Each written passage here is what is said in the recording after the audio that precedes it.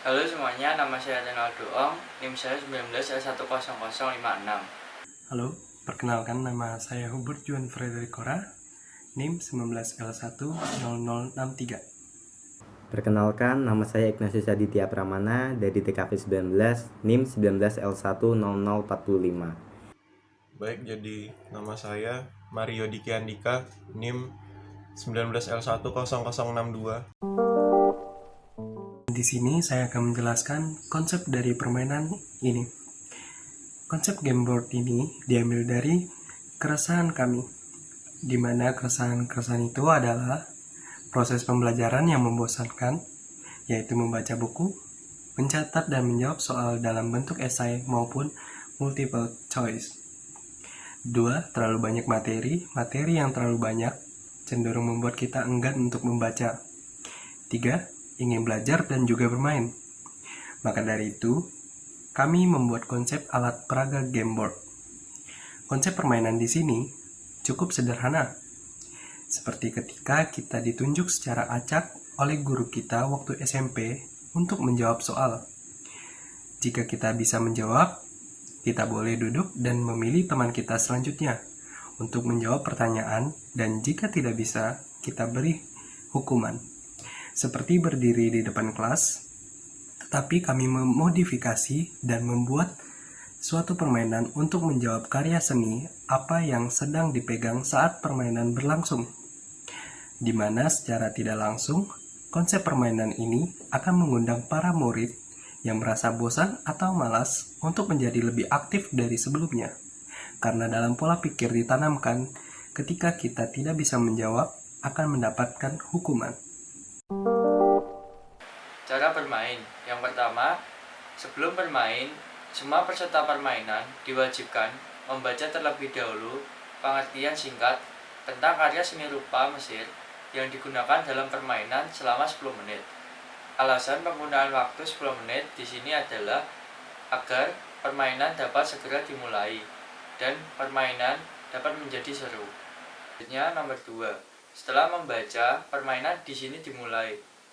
Pada kali ini diperlukan moderator, yaitu jika dalam SMP adalah seorang guru. Pada tahap 2 ini, guru membagikan karya seni rupa kepada para murid secara acak. Nomor 3, setelah dibagikan, guru menunjuk secara acak murid menggunakan nomor absen atau nomor undian untuk menjawab karya seni apa yang sedang dipegang oleh murid tersebut.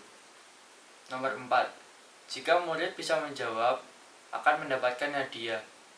Jika murid tidak bisa menjawab, akan mendapatkan hukuman. Lalu saya akan menjelaskan tentang hadiah. Hadiah di sini adalah berhak menunjuk teman untuk menjawab karya seni apa yang sedang dipegang oleh teman yang ditunjuk. Hukuman di sini diberikan kepada murid yang tidak bisa menjawab. Untuk proses melakukan hukuman dapat dikumpulkan terlebih dahulu. Misalnya, 5 orang yang tidak bisa menjawab akan diberi hukuman secara bersama-sama. Hukuman hanya berbentuk hiburan seperti menyanyi lagu atau menari. Tidak boleh hukuman secara fisik seperti push up, sit up, dan sebagainya. Di sini karena untuk alat peraganya berupa permainan, sehingga yang dibutuhkan dalam permainan ini adalah moderator, juga 8 visual karya seni rupa Mesir kuno, dan juga mungkin dari 8 karya seni visual seni rupa ini bisa ditambahkan, misalnya karya seni rupa pertama ditambah menjadi 5 buah dan karya seni rupa kedua ditambahkan menjadi 4 buah. Begitu seterusnya tergantung dari jumlah banyaknya pemain.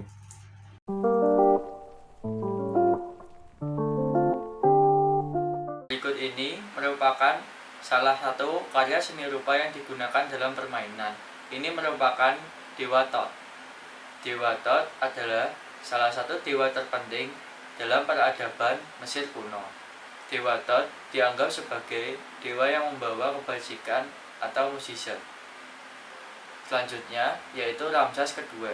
Ramses kedua adalah Firaun Mesir yang ketiga yang berasal dari dinasti ke-19. Ramses kedua dianggap sebagai Firaun terbesar dan terkuat dalam sejarah Mesir. Menkaure atau Menkaura merupakan raja Mesir kuno dari dinasti keempat.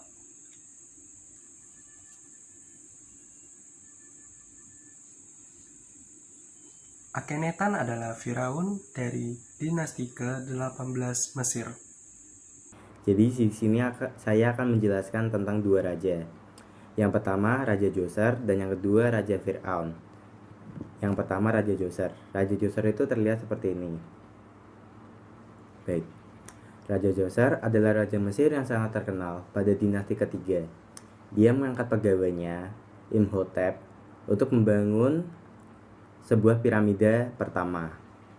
Ini raja yang mengutus temannya untuk pegawainya untuk membuat sebuah piramid untuk pertama kali, bernama Raja Djoser.